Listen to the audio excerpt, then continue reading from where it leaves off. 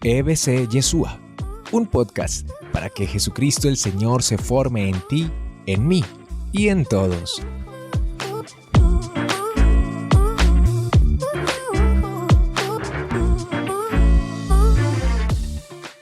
A Jesús le fascinaba que le preguntaran. Es más, cuando estaban demasiado aturdidos y eran Dios me lleve, Dios me traiga o nada de nada, Él mismo les preguntaba, Él mismo los sacudía.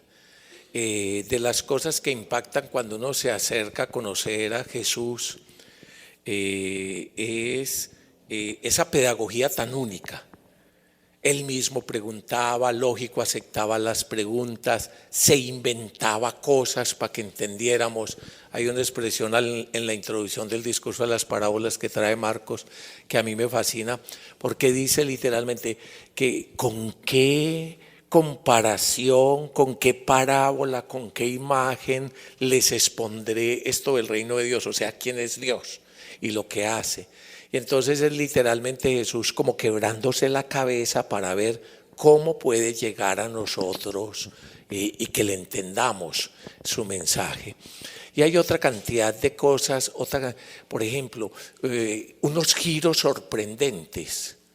Hay giros sorprendentes que nadie está esperando con lo que sale Jesús. ¿Por qué? Porque entonces los impacta de tal forma que nunca se les va a olvidar. Por ejemplo, el malo no es el que uno piensa, ni el bueno es el que uno piensa. Mejor conocido como la parábola del buen samaritano. ¿Se acuerdan? ¿Se acuerdan la parábola del buen samaritano? Y muchas otras cosas, como por ejemplo la parábola del hijo pródigo. O una cantidad de actividades, de maneras de ser. Jesús sale con unas paradojas, o sea, con algo como tan distinto a la lógica que le plantea a uno la cultura, y a través de mil formas, Él quiere enseñarnos. Y como les digo, una de las privilegiadas es la de preguntar. Uno tiene que preguntar, solo que tiene que saber a quién le pregunta, pues. Uno tiene que saber a quién le pregunta y dónde está buscando. Uno tiene el derecho y la obligación, derecho y obligación de preguntar y de cuestionarse en la vida. Papi, que hay algo que yo siento que es muy importante y que a veces como jóvenes nos pasa, y es que uno cree que uno tiene que creer en lo que el papá le dice, en lo que la mamá le dice, y ciertamente pues uno obviamente tiene que obedecer. Pero también es importante uno entender en qué está creyendo, porque si uno no entiende en qué está creyendo, pues uno no solamente debe creer porque tu amigo lo hace, porque tu papá lo hace, porque otra persona lo hace, porque uno debe tener la experiencia. O porque el Papa lo dijo. O porque el Papa lo dijo. El Papa o el Papa. Ninguno de los dos. Mire, una de las cosas de nuestra fe es que hay que dar razón de la fe. Así lo dice San Pedro. De la fe hay que dar ¿qué? Razón. De la fe hay que dar razón. La fe no es irracional. La fe no es fuera de la razón.